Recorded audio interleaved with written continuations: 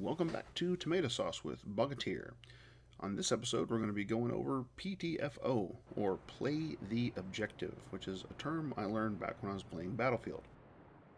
And in World of Warships, it applies because there are objectives beyond killing everybody on the other enemy team. And I know that sounds crazy, but it actually does work. So we're going to go over how you can play the objective and help your team in the game, even if you don't necessarily wipe out the other team as well.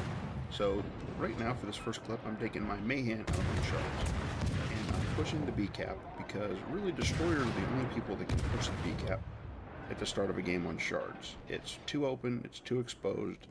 Anybody else that comes back here is going to get spotted and annihilated by the entire enemy team. So my first opponent is a Kiev, and I'm lucky because the Kiev is one of the few ships that can actually be outspotted by the Mayhem. The Mayhem has terrible detection range. And oh, here is Minikaze looking for trouble as well. And right now these guys are all pushing B cap as well because that's their job too. They're destroyers. They're trying to get in there to get the cap. But I'm not giving up. I'm in a gunboat, I'm an American destroyer, so I can't fight these things out. I'm going to try to do it. So Minikaze is smoking up, naturally. Probably firing torpedoes. Yep, there they are. And I'm just using my guns to drive them off. My goal here is not necessarily to sink them. I don't need to sink them. I just need to get them out of the cap circle. So right now, I'm launching some torpedoes so that he won't turn back in. He's going to have to keep motoring the way he is, or else he's going to eat them. So he's driven out of the cap circle. The Kiev is out of the cap circle. And here I am. I'm still taking it. You know, I've got more torpedoes coming after me because that Kiev is not giving up. He's actually over here playing the objective as well. So you can actually get some pretty good gameplay, have a lot of fun when people are actually trying to play for the objectives. And again, here I launch area denial torpedoes. I'm not trying to get the kills, I'm just trying to keep them from using the edges of that island to sneak up on me. It's just about area denial, keep the other guys out of the cap circle while I take it. So, using the smoke, using that island for cover. And I've lost sight of those two enemy destroyers. I think at this point the Minikaze had just run off, and the Kiev was the only real competition here. But I'm sitting on it, and I'm about to cap it. And another thing, playing the objective, capturing that point is worth about, I want to say 1,000 XP since I did it solo. So a lot of potential experience for playing the objective as well. Very nice thing about this game is it really rewards that kind of play. So here I'm peeking the edge of this island because that Kiev was not alone. There is also, oh, yep, a Nagato. This Nagato was pushing towards the B cap. And by this point in the game, not nearly as suicidal, but it is a little bit suicidal when there's an American destroyer lurking around. So again, launch off some torpedoes, mostly about keeping him away from me. Now, he's already turning because he anticipates that I've got torpedoes in the water because I'm a destroyer, he's a battleship. That's the way it works. But he's staying out of the cap circle. He's not interrupting the cap. We are steadily earning cap points, at least on B. Alpha and Charlie, we didn't get him capped, so they're helping out. That Bravo is. So here we go.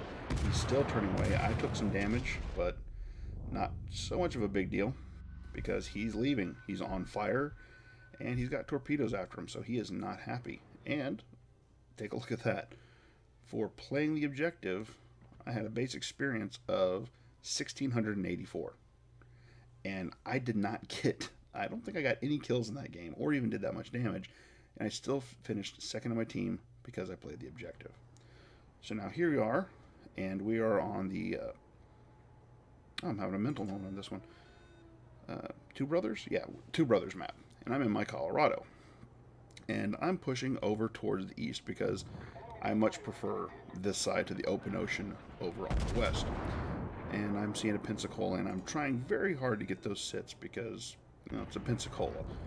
If you even glance at the thing, there's a decent chance you're going to get a Citadel. But I also see that we've got the enemy is pushing on our cap, and by this point, they've run the slot, and they've got multiple cruisers and destroyers moving in. Now, normally, I would not say leave it up to a battleship to get this job done, but I know our cruisers are not looking too good, so I'm going to move up and help secure our capture point, make sure we don't take we don't lose, because there's a good chance at this point that we could lose, because we got our guys moving into their cap point, but they've got a lot more guys moving towards ours. So I'm moving back here, and I'm going to try to deny the cap. And something, when it comes time to reset the cap, don't focus your fire on a single target. Each ship has a share of the capture points, and when you hit them, they lose all their capture points. And hitting them again is only going to reset a very small bit of the meter. So if possible, you want to be sharing the shots between everybody. So at this point, I hit the Nuremberg, and they lost a lot of their cap points. And at this point, I realize I'm a dead man. I'm moving in on 3 cruisers and 2 destroyers, so I am about to just be utterly deluged in torpedoes. I know what's going to happen, but I keep pushing anyways, because I have to keep the cap reset, and I have to take these guys out so that we don't just lose. And you can see right here, we are way behind on capture points, and we are pretty much even otherwise. So there we go. Königsberg, misidentified to begin with. Königsberg down. So at this point, yep, they are the torpedoes that I expected. But I've got my damage control ability on off cooldown, so I'm good. So taking more damage, but repair quickly to get any flooding. Set that Nicholas as a primary target for my secondaries. Maybe I can get a kill on him and get shots out on the York. And again, I don't have to kill him. I just have to reset the cap. And there, cap reset again, with the York going down and losing all of his capture points. And now I'm going to take a look at that for Ataka. He's not being very aggressive, which works for me. And oh, got the Nicholas. Now I'm getting off to the Furataka. He doesn't have very many capture points. He's come into it late, but I hit him, I get a reset, and I go boom. Yep, no doubt that that was going to happen as soon as I did it, but I did it on purpose. I did it to win the game, and we did. We came from way behind to win due to capturing their base. And I picked up 4 kills. Not too bad. Now, hey, here we are back on shards, because I actually really like shards because it tends to promote people playing the objective. Just something about the layout of the map lets people focus on these capture points, and they tend to do it a little bit more than on other maps. So the enemy is obviously already capped. Our cruiser went right through the cap point without picking it up because, hey, why not? Who really needs capture points? Who wants 1,000 free XP? Whatever. So this enemy Farragut was over here, and he was one of the guys, I believe he's actually the guy that took the cap. And he's doing the right thing. He took it, and now he's sitting around doing his best to protect it. But get some shots out. Don't take care of them, but here we go. Again, area denial torpedoes. They would tend to work better against somebody like that Bidioni, who can't turn as well, but, you know, he's doing the best thing he can. And he smokes up, so I go into the turn and pop a few torpedoes over the side towards the smoke, just in case. So, keep into the turn. I'm staying in the cap point because I want to get that cap.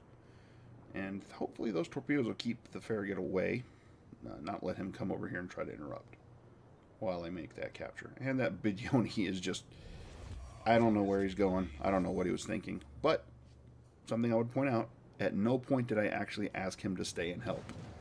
No guarantee he would have, but I never made the request. So, bit of a mistake on my part. So at this point, I'm out hunting because I know, oh, Hatsuharu. I did not know he was over here. I knew that Farragut was, but not this Hatsuharu. But hey, Japanese destroyer at short range from an American destroyer. Yes, please. So the Hatsuharu is making a break for it, but I am definitely do not want these guys getting to the cap. I want to keep A. We've got all 3 cap points, and we are just pulling way ahead of the enemy. At this point, we do have a bit of a lead on ships, but it never hurts to get a massive lead on points. So, yep, Hatsuharu fired his torps, trying to get rid of me, but never really going to work. And I just keep pouring the fire into him. I kind of almost feel bad for Japanese destroyers. Almost, I said almost. So he pops smoke, but I pretty much know where he's got to be, so I don't let off the trigger. Keeping this nice thing about the Mahan, you can keep most of your guns firing as you're closing on somebody. Better than the Farragut in that respect. So I'll keep pouring the fire into this guy. And at this point, he's already used the damage control, so there he goes. Got rid of him. Alright, the cap is secure, correct? Right? Well, not actually, because look, just as I crawl into the cap, somebody else was in here. So, best guess, probably another destroyer. Probably. Let's see, where are we at? Oh, there's the torpedoes. And where is he? There he is. There's that enemy Farragut. And finish him off. So, cap taken, and then defended. And I can't help but feel a little bit cocky after taking out 2 destroyers at short range. Alright, so that is how you play the objective, and that's what you really need to keep in mind when you're playing the game. You can still have big games, even, again, 20,000 damage, but 1,669 base XP. That's how you do it. Take points, play the objective, win games. Alright, now for my final clip, I'm going to show you, again, people not playing the objective. Here I am on shards. Oh my gosh, this map again. Yes, here I am on shards in my North Carolina before I finish getting her fully upgraded. At this point, there's another North Carolina and a Bismarck over here on this side of the map. I don't know if they were supporting the initial push on A or what, but they're over here. Now at this point, we're roughly even with the enemy team. They've got a slight points advantage, and they do have the B and the C cap.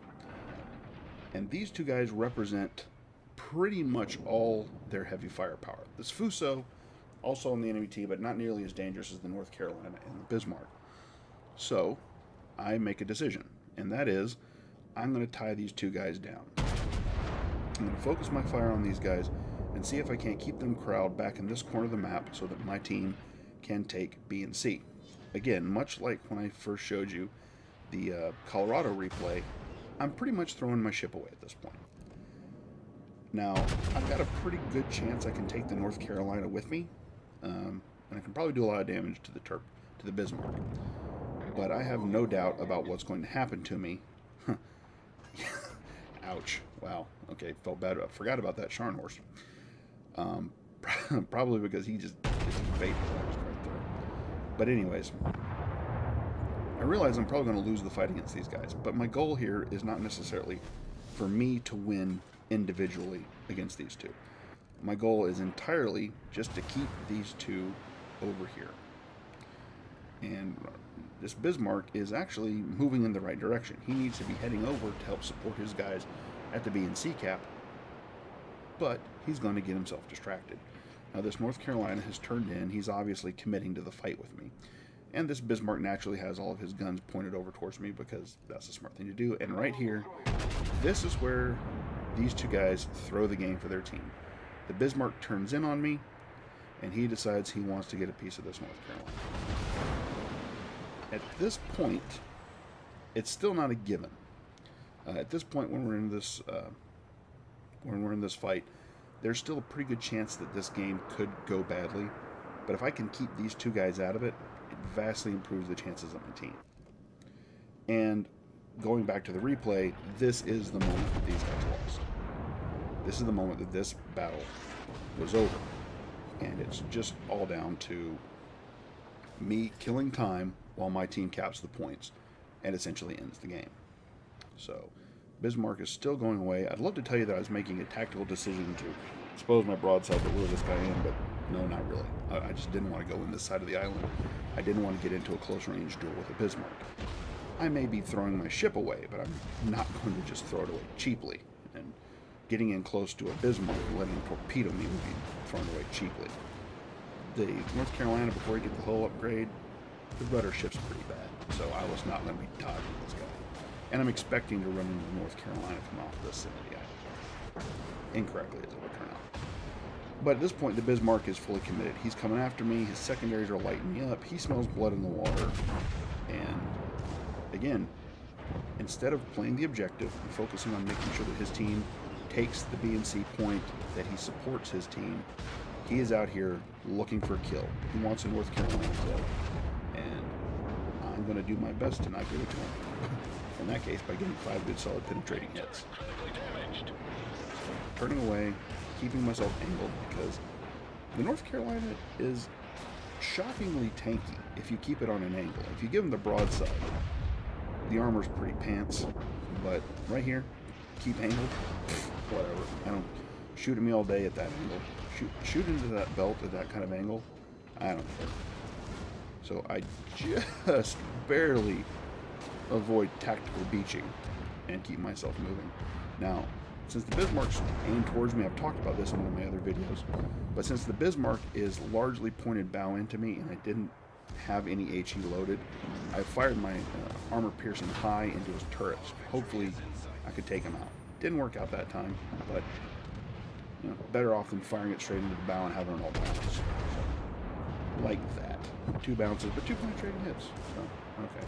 And I shoot his spotter down just out of spite. Alright, I keep turning. There's the North Carolina, and he is now firing, but he's firing in the wrong direction. I want him firing at me. So, I see he's actually turning towards me, and his guns are coming towards me, so that's pretty much going to sort itself out. And here's the Bismarck. He's still interested. And notice how high my health it still is. This is kind of almost surprising to even me looking back at it. Just how little damage I've actually taken during the course of this battle. And there we go. I incapacitated one of his turrets. And now I'm riding the line. Yeah, sorry. Not totally kosher, but I do put it over, try to get it off of the line so I'm not riding it anymore. Which exposes my broadside, which is where I take my first serious damage. Oh well. But my secondaries are lighting him up. I'm doing some pretty solid damage. Checking on North Carolina to make sure he's still coming around after me. And he is, but his guns are pointed in the wrong direction. Ugh. So he did sort of figure out what was going on with the rest of the battle at that point. But by then, he was almost dead. And the Bismarck is so completely out of position, it really doesn't matter what he does either. I'm sitting here at 973, 980 points. Oh, don't quite survive the battle, but it doesn't matter. We've got a 300-point lead. All they have is the carrier and this Bismarck, who is completely out of position. And yeah, kind of can't help myself. But here we go. At the end of the battle, 120,000 damage. That's actually one of my higher damage games in the North Carolina at that point. But I only finished midpoint of my team. But you know what? We won. This has been Bucketeer. I'll catch you next time.